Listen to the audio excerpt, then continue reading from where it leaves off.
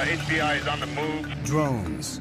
These aerial robots are replacing manned planes. They're revolutionizing warfare by allowing us to see and kill from half a world away. And they're making science fiction a reality. Now, with unprecedented access to drone scientists, engineers, and pilots. Master Arm. Nova reveals the technologies that make drones so powerful and the breakthroughs that are leading us into the future. Will drones soon replace even the most sophisticated manned planes and become a part of our everyday lives? It started out as a toy for my dogs to chase. The worry is that we'll have 30,000 drones crisscrossing the sky, accumulating all this information. They generate opposition both overseas and at home. I speak out on behalf of the rule of law. Now, enter a new chapter in aviation history as Nova takes you inside the rise of the drones. 3, 2, 1. This is the ultimate melding of man and machine. The U.S. has more than 2,300 manned fighter planes. Tiger 2, Dark Star Pictures. And pilots like Matt McDonough have long been our heroes. The best fighter pilots that I've seen are the ones that can make a quick decision when things are happening very quickly. But a revolution is underway as manned planes are replaced by drones. Are we approaching a time when movies like The Terminator become our reality? God, the machines are starting to take over. A time when machines fly, think, and even kill on their own. Drones are aerial robots that carry visual sensors, navigation systems, Target acquired. and sometimes even weapons. They come in all shapes and sizes and go by a variety of names. The United States Air Force uses the term remotely piloted aircraft. They are also known as unmanned aerial vehicles, or as the media likes to call them, drones. Already, the Pentagon relies on a family of more than 10,000 drones, usually to spy, but sometimes to kill. Small enough to fit in a soldier's backpack, the 3-foot-long Raven is the most widely used spy drone in the world. The stealthy Sentinel provided crucial intelligence in the raid to kill bin Laden. The killer Predator has flown thousands of missions since 2001. And the giant Global Hawk can stay aloft and spy for up to 35 hours. The military uses drones to support troops on the ground. 20 seconds. The CIA maintains a covert drone program to find and target individuals. The government claims drones have helped to eliminate up to 70% of Al-Qaeda's top leadership. They've been so effective, the Air Force predicts nearly a third of its attack and fighter planes will be drones within a decade.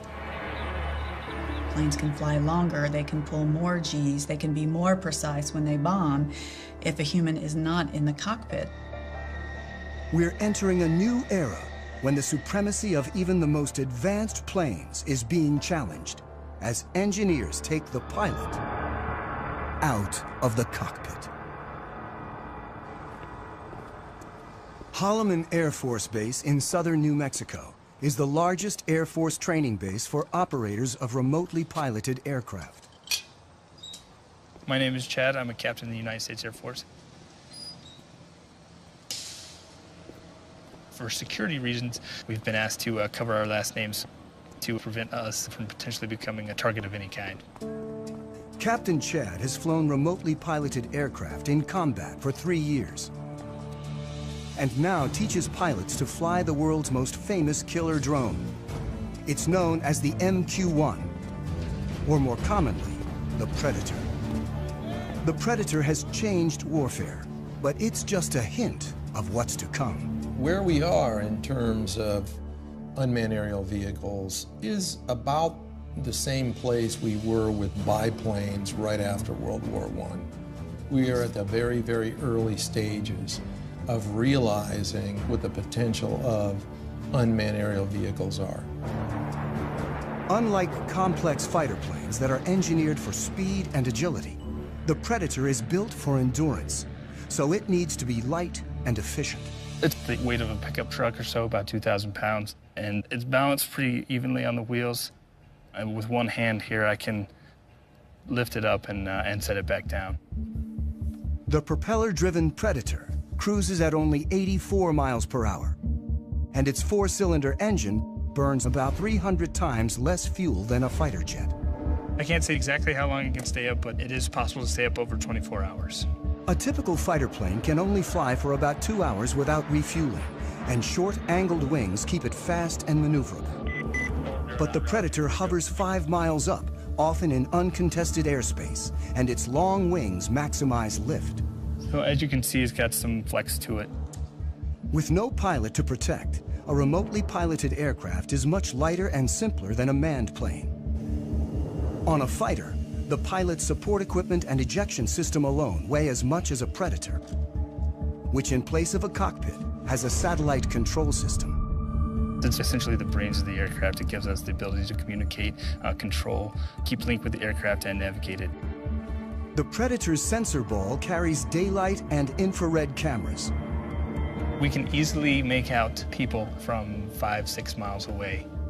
The sensor ball also guides the Predator's 2 Hellfire missiles. From right here, we fire the laser, and the laser spot hits the ground, and then once we fire the missile, this is the seeker, so this seeker will find that laser spot on the ground and travel to that spot, giving us a very precise capability of employing weapons. When conducting missions, remote pilots work out of small trailers on the ground. They control the Predator by satellite. This link is what makes it possible to take the human out of the cockpit and fly from virtually anywhere on the planet. It's tight, about the size of a normal shipping container. And a shift could be anywhere from 2 or 3 hours up to 8 or more hours, depending on the situation. From trailers like this, pilots of the Predator and its larger cousin, the Reaper, have killed thousands of individuals since 2001. In this clip from Iraq, a Predator pilot sees 2 insurgents firing mortars towards a coalition airbase. He tracks them and finally shoots. Flash. The pilot's role is to support troops on the ground and go after threats while trying to minimize civilian casualties. With such high stakes, pilots like Chad need ongoing training. Today, he'll be flying the Reaper in an exercise 50 miles away in the New Mexico desert. All right, Greg, you're going to be my HVI. I have Shadow on station. He's going to be watching you. You're going to be on a group of former soldiers working for a company called Rally Point will run an exercise in which Chad will hunt down insurgents in a mock village. We'll strike you there. Once you die, stay there, drive. 2 will play insurgents, and 1 will be a soldier on the ground communicating with Chad. About to take off now, so we're going to push the throttle up. And there we're up in the air.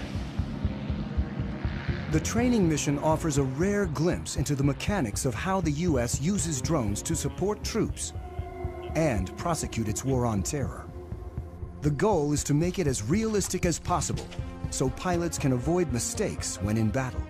They should be checking in here probably in the next 20 minutes or so. It's going to be an MQ-9 Reaper. If they're at 25,000 feet, which they generally work, we're not going to be able to see them at all. It takes about half an hour to reach the mock village. Drones like the Reaper can fly on their own using autopilot and preset GPS locations. But the Air Force still keeps human hands on the controls at all times. People have this concept of either it's a manned plane and the pilot's doing everything, or it's an unmanned plane and it's something out of the Terminator movies. The reality is it's in the middle right now for both the manned and the unmanned planes. Our mind tries to put it in terms of robot or human, but the reality is a mix. As Chad pilots the Reaper, his sensor operator, Jay, controls the cameras and lasers. On the ground, the fake insurgents enter the village as the Reaper hovers miles above. Bones 3-4, Rally 2-0, stay status. Rally from Bones 3-4, we have eyes on the target. Chad gets direction from the soldier, whose handheld receiver and computer allow him to see what Chad sees. Chad's call sign is Bones. The soldier goes by Rally. And Rally from Bones, we have 2 packs moving around inside the northwest corner of the compound. Bones 3-4 from Rally 2-0, continue to shadow. The soldier directs Chad and Jay to follow an HVI, or high-value individual, dressed in black.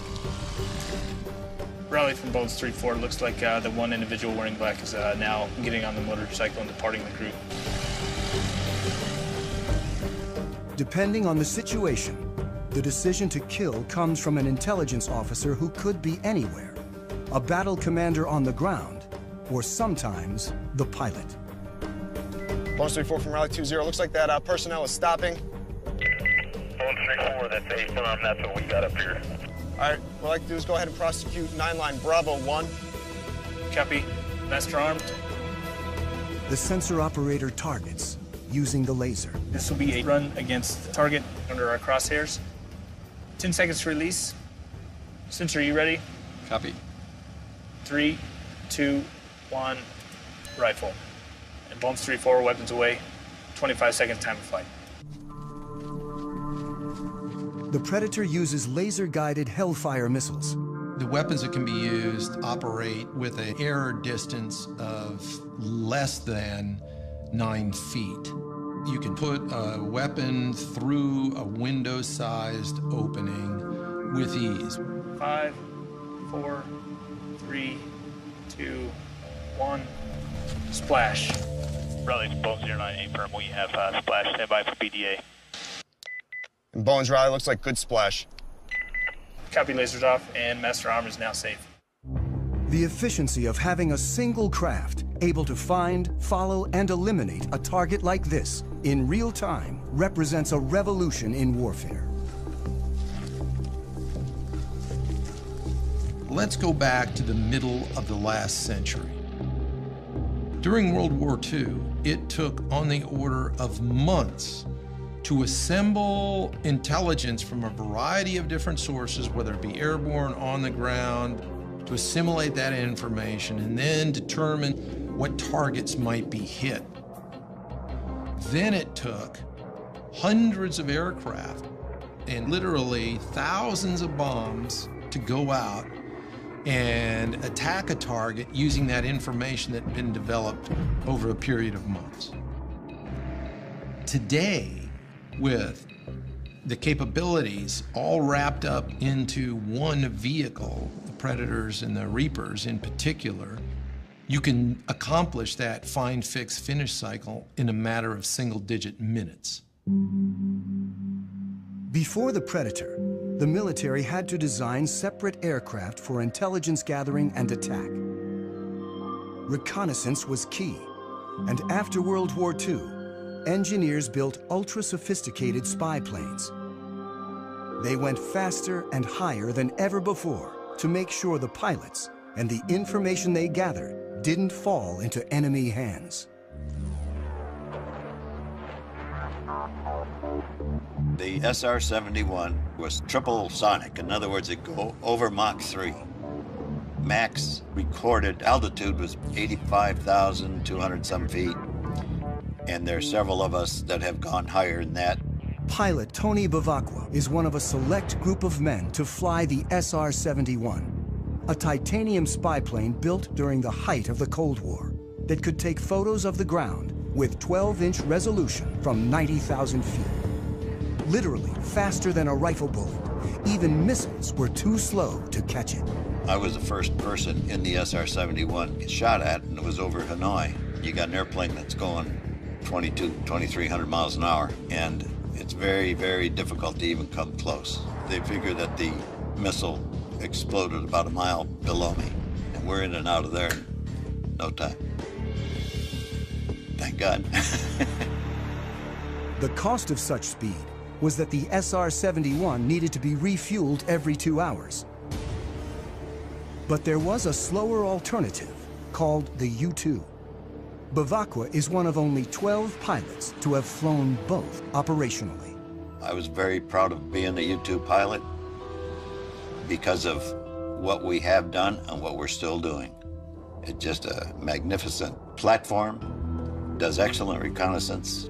Still widely used today, nearly 60 years after its introduction, pilot endurance limits U-2 flight time to 12 hours.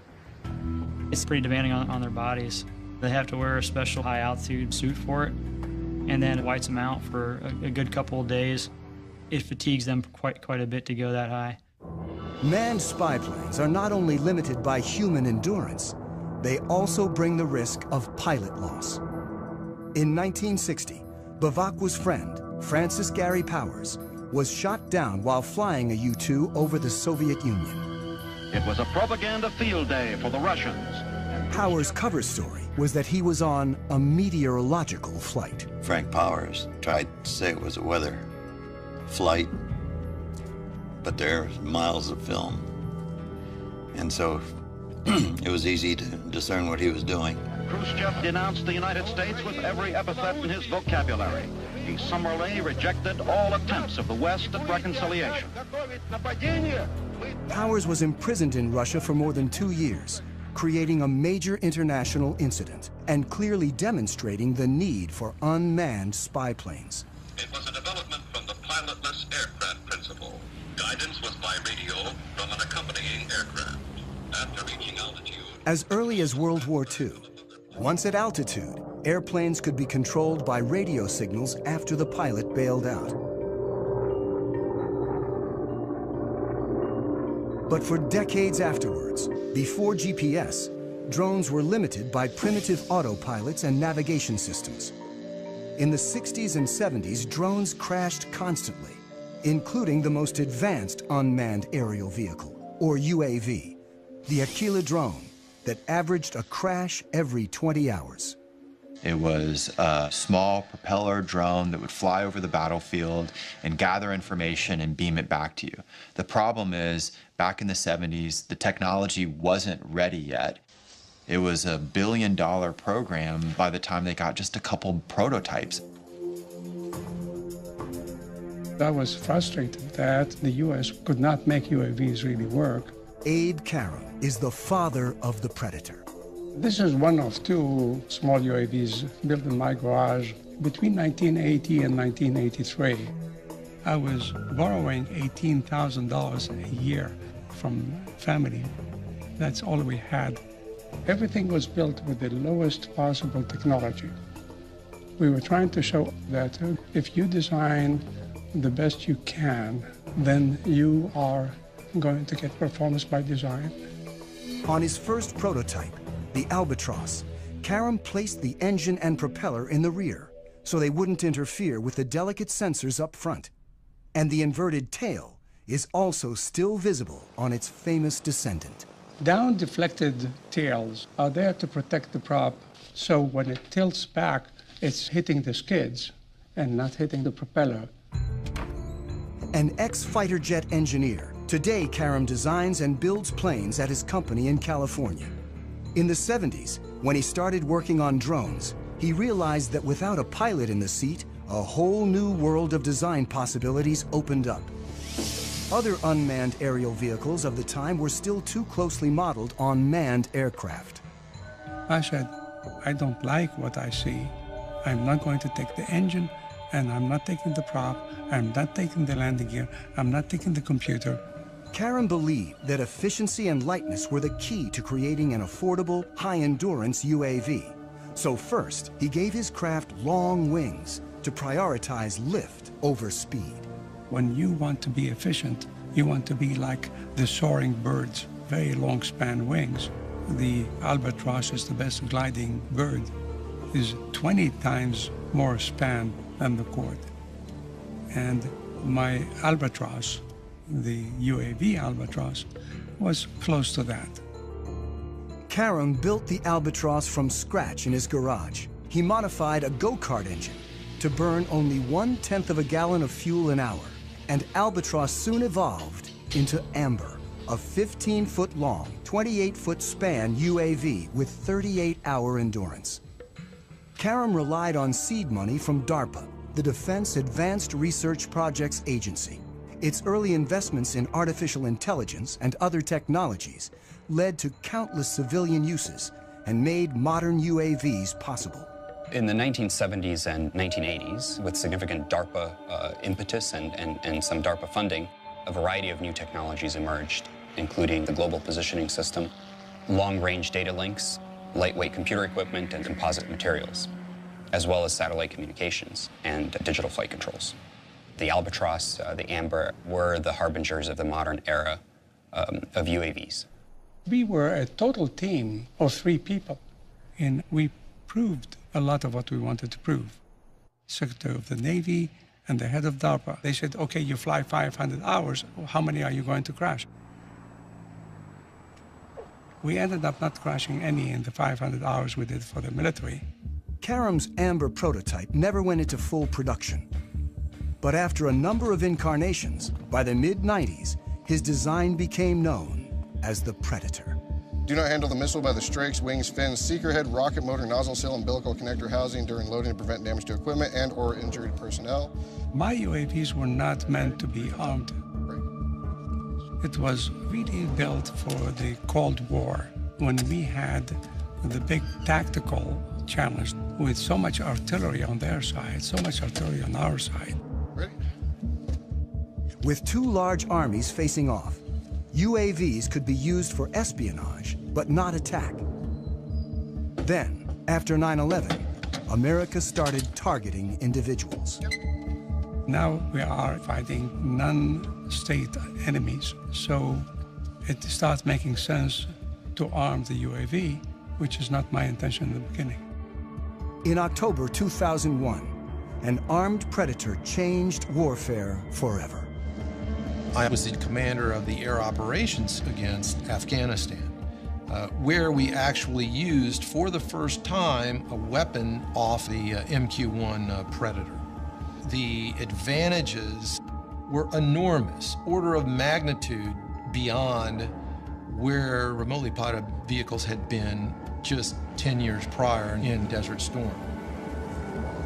Since this initial strike, drones have proven so effective that the Air Force is now training more remote pilots than manned fighter and bomber pilots combined. So, play on the scenario. At Holloman Air Force Base in New Mexico, instructor Major Jason teaches this new generation of pilots. Adam 03, loud and clear. The stakes are high when operational, so they begin on video simulators. He invents practice scenarios, programmed using Xbox video game controllers. Adam 09 from Viking 01, you're cleared hot. Stuff that we can't do in the real plane, I can do anything here, because the world's whatever I want it to be. 3, 2, 1, rifle.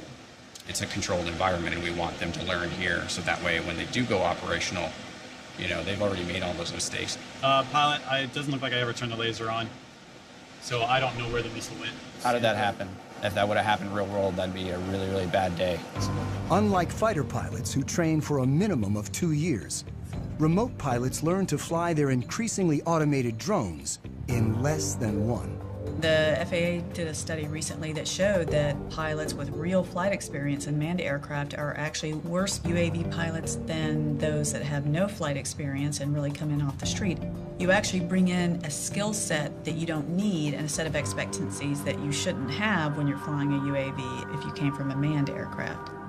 So the Air Force is taking officers off the street with no flight training and putting them through the program, and they've been very successful. They come here, they never went to pilot training like I did.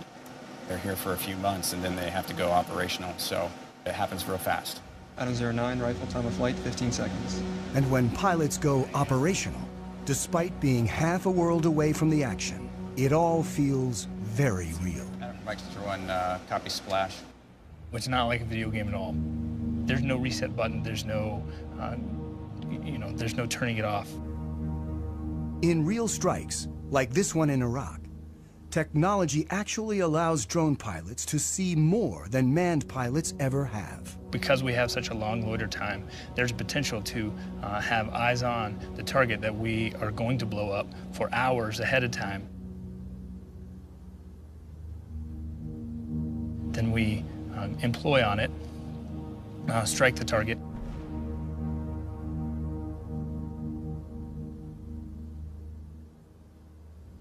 And then stick around for another few hours to watch what happens afterwards. You have to stay there and then stay plugged in and stay focused on the destruction that you just caused from your aircraft. In 2012 alone, the U.S. carried out hundreds of drone strikes across 4 countries. Afghanistan is the only publicly authorized war, while strikes in Pakistan, Somalia, and Yemen are covert CIA operations performed without putting American lives on the line. The technology has enabled us to set aside some of the risk factors of sending a pilot in harm's way. So it's meant that we've conducted a lot more strikes that would have been more problematic if we were using manned systems. The U.S. claims drones have decimated al-Qaeda's top leadership while causing limited civilian casualties. But the facts are hard to come by. We know fairly well how many strikes are occurring. What we don't know is the details, who the targets were, whether they were actually eliminated, or whether some other people were killed, because verification is very difficult. There are no fully reliable counts of civilian deaths, but some critics claim that as many as 30% of those killed in the broader drone wars are civilians, and that the strikes turn people against the U.S. and violate international law. After more than 10 years of attacks, the U.S. officially acknowledged its use of drones to target al-Qaeda members in April 2012, when presidential advisor John Brennan gave a speech. The United States government conducts targeted strikes against specific al-Qaeda terrorists, sometimes using remotely piloted aircraft, often referred to publicly as drones. He was met with a strong reaction. Hundreds of innocent people we are killing with our drone strikes in Pakistan and in Yemen and Somalia. They deserve an apology from you, Mr. Brennan. I speak out on behalf of the Constitution, on behalf of the rule of law. I love the rule of law. I love my country. You are making us less safe by killing so many innocent people around the world. Shame on you. Thank you.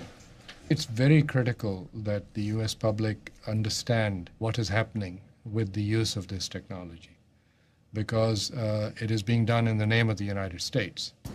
Drone technology enables America to strike virtually anyone, anywhere with ease, regardless of national boundaries. We've seen this deep controversy that surrounds these strikes in places like Pakistan or Yemen or Somalia, and a whole new series of questions for international law. The fact that you're not flying a human being across a national boundary still makes it an invasion of a country. We've entered an era where we are conducting an array of operations using unmanned systems that in a previous generation we would have called war, and we would have treated like war. When you're conducting more than 300 airstrikes into a country, you're conducting the equivalent of at least an air war campaign, but we don't call it that now. Drones can strike with pinpoint precision, but their visual sensors are limited in ways that lead pilots to make mistakes. As they stand now, the limitations they have with the Predator is not being able for the pilot to look around and see what's going on. When the operator zooms in to see detail, it's like looking through a soda straw, and the pilot loses the broader picture. These individual little small sensor balls could generally see only a very small area on the Earth, even if you're up at 20,000 feet. I can't look out and see that maybe there's something else going on outside and around me. So the crew's grasp of the situation can be limited. And when they zoom in, they sometimes lose sight of key details on the ground. This secret 2010 transcript, obtained by journalists through the Freedom of Information Act, reveals what can go wrong.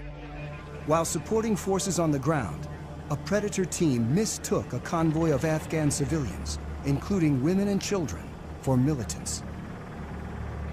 The pilot asks, "Is that a rifle?" The answer is, "Can't really tell." After hours of monitoring, the ground commander calls in a strike. And 23 civilians die, in part because of limitations of the sensors. But engineers are working to create new sensors that can see more in greater detail than ever before. Today, we've developed sensors that can watch with an all-seeing eye and see an area about the size of a small city, all at one time. This is the next generation of surveillance. For the first time, we actually have permission from the government to show the basic capabilities. It is important for the public to know that some of these capabilities exist. Engineer Yanis Antoniadis designed the new sensor, known as Argus. With 1.8 billion pixels, it's the world's highest resolution camera. Argus fits inside this pod that attaches to the belly of a UAV. But because much of the work is classified, we can't see the sensor itself. Because we are not allowed to expose some of the pieces that make up the sensors, so you get to look at pretty plastic curtains. Also known as Wide Area Persistent Stare, Argus is the equivalent of having up to 100 predators look at an area the size of a medium-sized city at once. This image was taken 17,500 feet above Quantico, Virginia, and covers 15 square miles. This whole image is at a very, very fine resolution. So if we wanted to know what is going on in any spot along this image, say near this building at this intersection, we can generate a moving image that shows what's going on in the area. Simply by touching the screen, Antoniadis has opened up a window showing a detailed area, while still maintaining the broader context. And everything that is a moving object is being automatically tracked. The color boxes represent that the computer has recognized the moving objects. You can see individuals crossing the street. You can see individuals walking in parking lots. There's actually enough resolution to be able to see the people waving their arms or walking around, what kind of clothes they wear. And you could pick the location of where you produce these images anywhere in the entire field of view. Antoniadis can open up to 65 windows at once and can see objects as small as 6 inches on the ground. From even 17,500 feet, the white thing that you see flying around is a bird. Argus streams live to the ground and also stores everything, 1 million terabytes of video a day, which is the equivalent of 5,000 hours of high-definition footage. So you can go back and say, I would like to see what happened at this particular location 3 days, 2 hours, 4 minutes ago, and it would actually show you exactly what happened as if you were watching it live. To create the world's highest definition camera, Antoniadis needed to design a new imaging chip.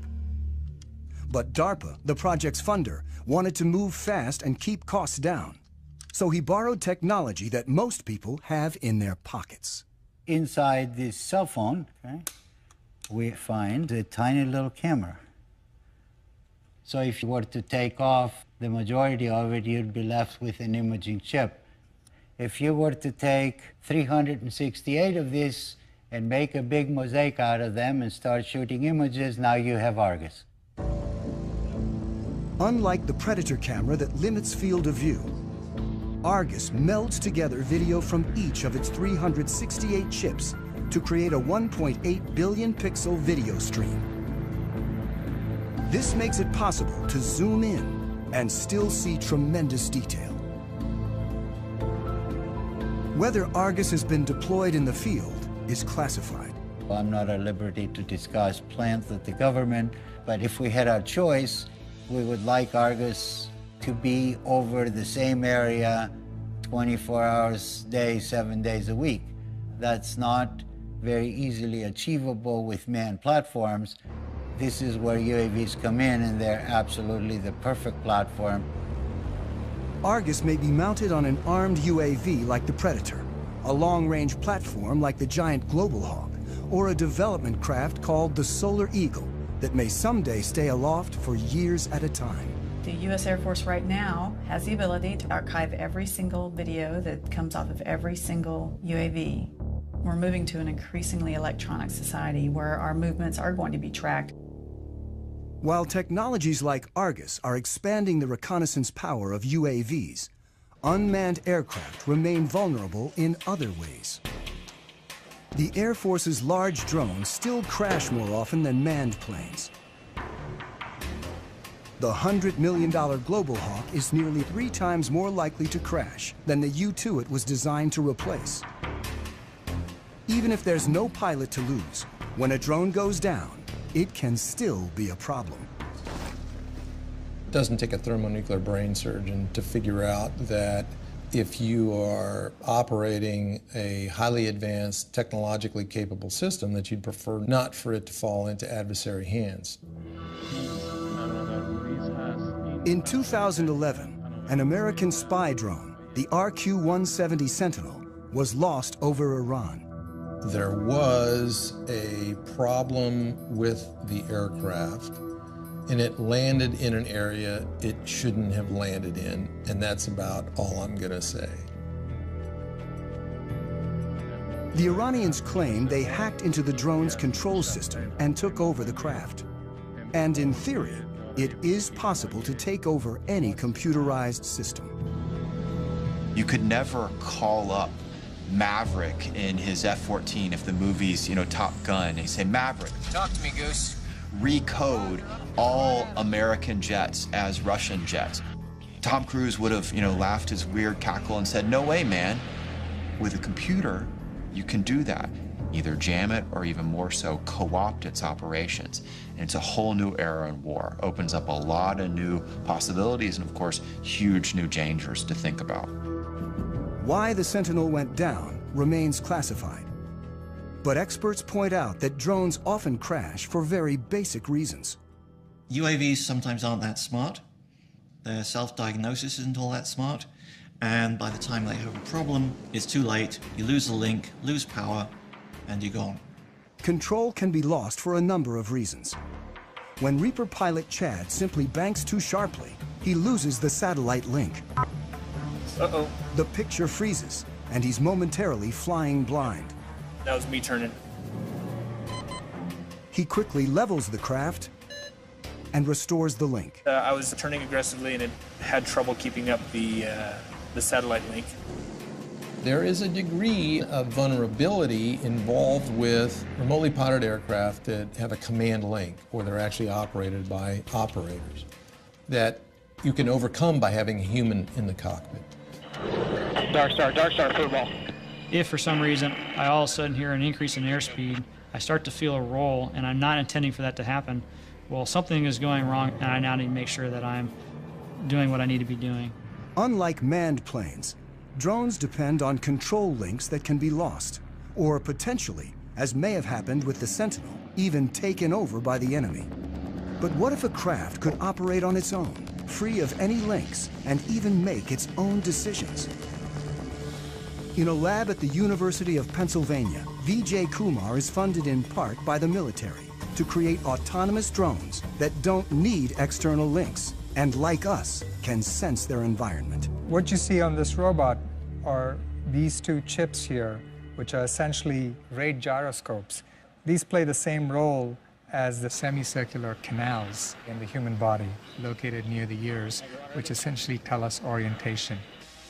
So the rate gyroscopes that are on board can actually measure these angular velocities at thousands of times a second. This chip here is the accelerometer, and this allows the robot to sense accelerations in the lateral direction. So these are analogs to the otolith organs that measure acceleration in the human head. When a human pilot feels an unexpected change in acceleration, he knows to adjust the aircraft. And the robots do exactly the same thing. The sensors adjust the craft by changing the relative velocities of the rotors and allow the drones to follow a leader with precision. A fundamental problem in coordinating multiple robots is the ability to maintain formations. What a robot has to do is determine where its neighbors are and figure out what the relative position is, and then monitor that relative separation very carefully. You only need to tell one robot how to move, and the other robots essentially maintain formation by just keeping a specified relative distance. In the figure eight, they come within inches of each other, so they have to combat aerodynamic effects from their neighbors, and they have to have very, very precise control. And all that is done autonomously. The precision of the robots allows them to do some things more quickly and accurately than human pilots can, like predict the movement and the shape of an object and adjust accordingly. In terms of acrobatics, I think it'll be hard to beat what a robot can do.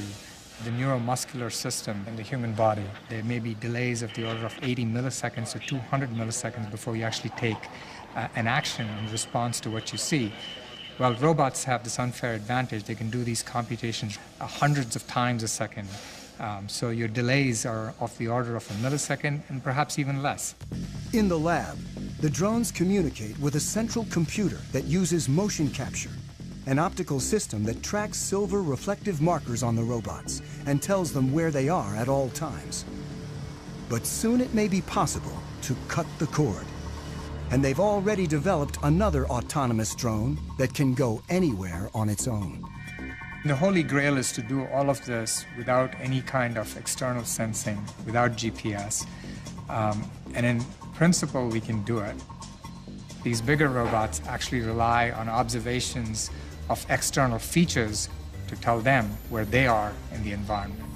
This drone carries a laser rangefinder that determines distance to obstacles and a depth camera that reveals 3D information about the surroundings. They carry on board the processing power, the sensors that are necessary to look at the environment, to reason about the environment. So they can take their relative location and the location of the features to build a three-dimensional map. Well, I'd like to see this technology being used for humanitarian purposes.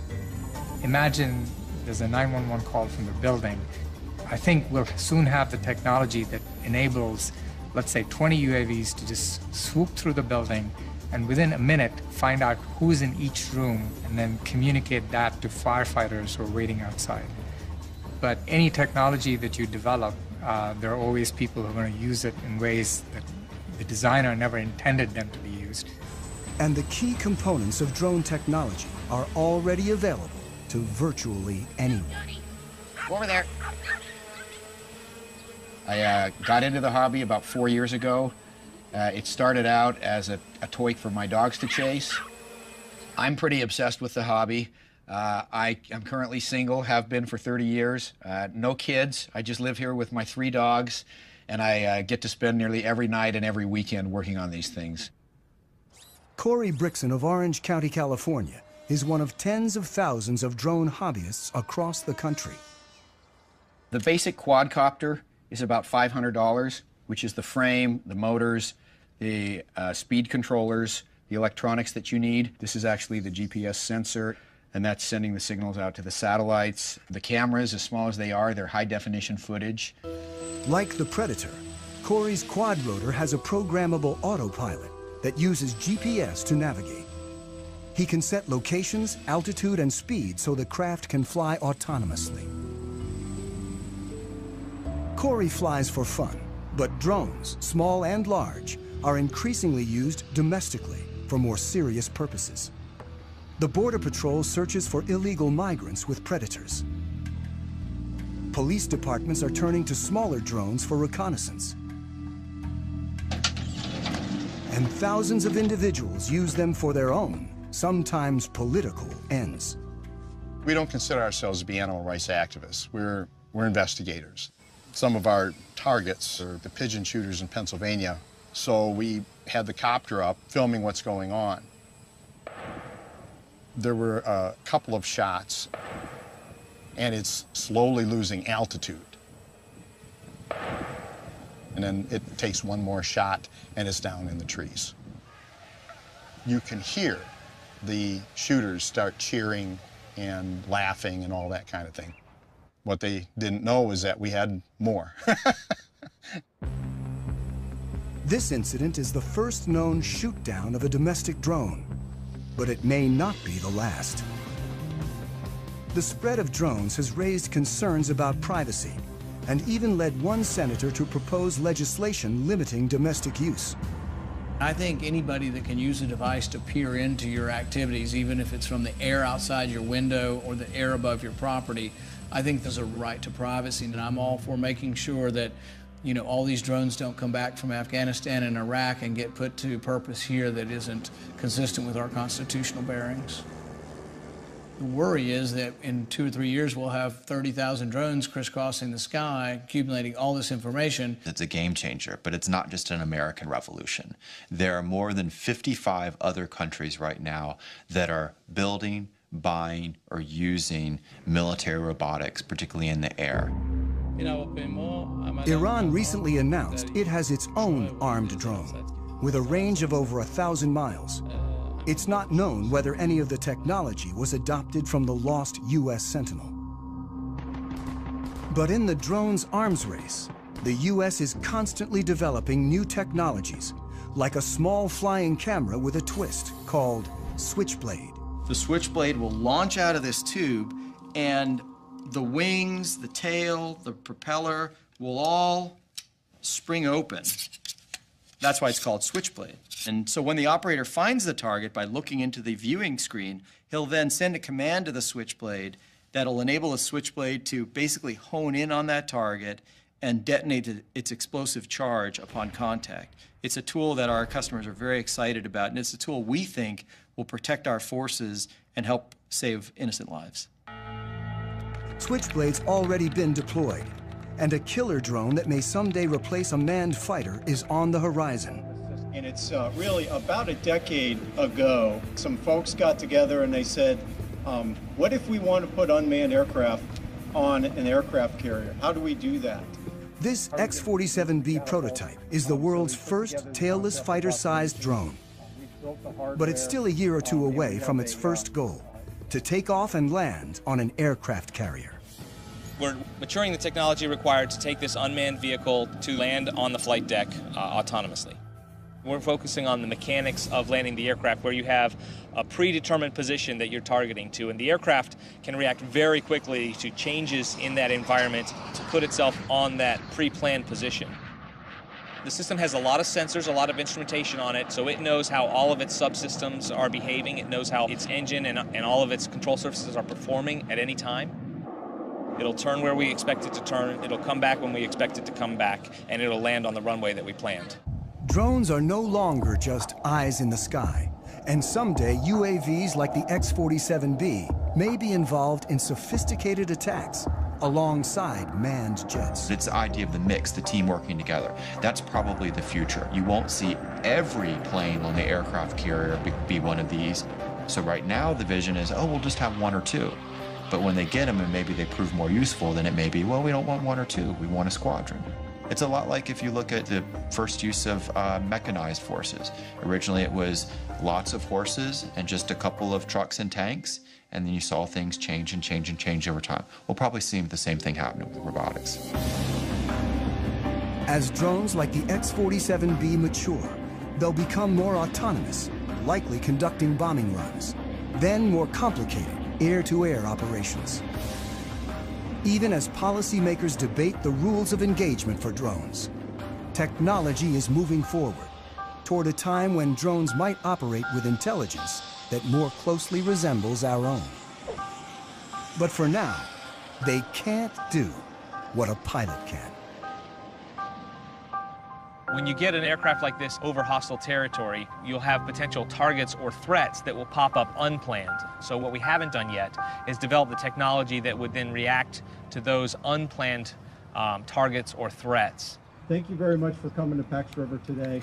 I think UAVs of the future will certainly be able to exhibit increased levels of autonomy. But I think if you were to ask most autonomy researchers or most AI researchers about whether the rise of the machines type scenario is a real concern. Their response would be, we should be so lucky. And in fact, if we could get little slivers of that kind of adaptive and cognitive capability into systems, that would be a very significant breakthrough over where we stand today. Angry, T-class check. I've flown about 2,000 hours, and the missions that I've flown seldom go as planned. There's a lot of pieces that you cannot plan for. Nothing replaces the human being in a tactical environment, seeing what to do next and why not this and why not that. Cactus 1539, An Airbus 320 with 150 passengers goes into a flock of Canadian geese and needing to land. I can't do it. I'm going on the Hudson. You want to be in a robotic 320 in that situation? Or do you want Sullenberger to land you? Because you can't anticipate everything. This ability to respond to the unknown may be the final hurdle if drones are ever to fully replace manned planes and start making decisions on their own. I think we're far, but let me say, I am the last guy who says, impossible. As human ambition drives innovation forward, the only thing that's certain is that the Predator and other drones of today are nothing compared with what's to come. Ultimately, DARPA's mission is the creation and prevention of strategic surprise. So if we are successful, we will all be surprised. Historically, you look at when the Wright brothers first flew in 1903. 100 years later, we were actively flying remotely piloted aircraft. So we're kind of on the ground floor now. There's nowhere to go but up.